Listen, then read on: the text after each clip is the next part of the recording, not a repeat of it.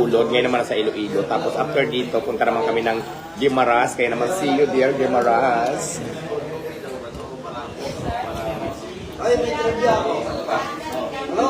Nakakatawa dito sa Iloilo kasi ang babait ng mga tao.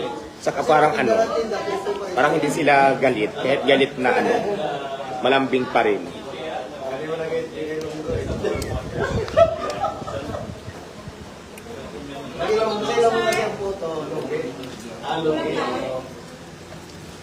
May joke.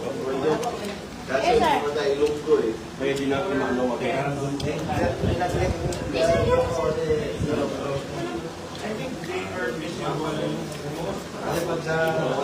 At shout out pala kay ate. Wait lang. Shout out pala doon kay ate doon sa Mads Cafe.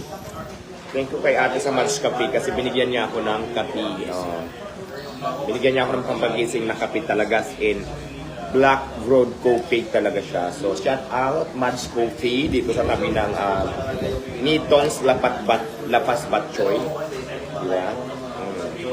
Sarap.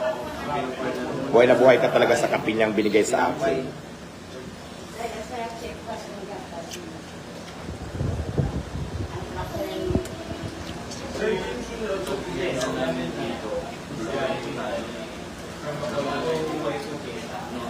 Oy, thank you sa nagbigay ng stars.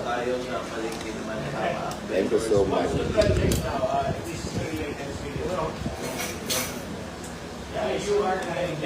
Kagabi naman, doon kami kumain sa Mayan. Iloilo Fish Port. Napakaraming tao at saka Iloilo Fishing Port. Napakaraming tao at Diyos ko, ang sasarap doon, mga sariwa talaga. Ang mga seafoods na serve nila. Parang siya, seafoods paluto. Pero yung mga seafoods na serve nila as in galing talagang dagat, gumagalaw-galaw pa talaga. Yung isang isda nga, habang namimili ako, sobrang buhay, lumipad pa, tumama pa sa face ko. Tumalong-talong pa. Ganon dito kasariwa ang fish. Kaya nga Iloilo Fishing Port ang tawag nila. Parang ito yung bagsakan ng mga isda na dinadala sa iba't ibang lugar sa Pilipinas or siguro sa ibang bansa. Shout out pala sa mga viewers natin. Ngayon naman, Batsoy naman ang drama natin for today's video.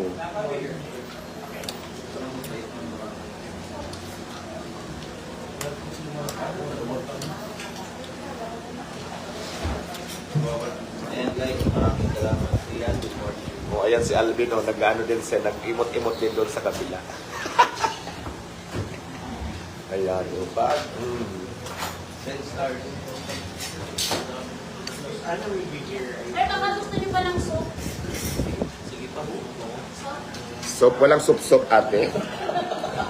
Soup-soup ang gusto ko ngayon dito.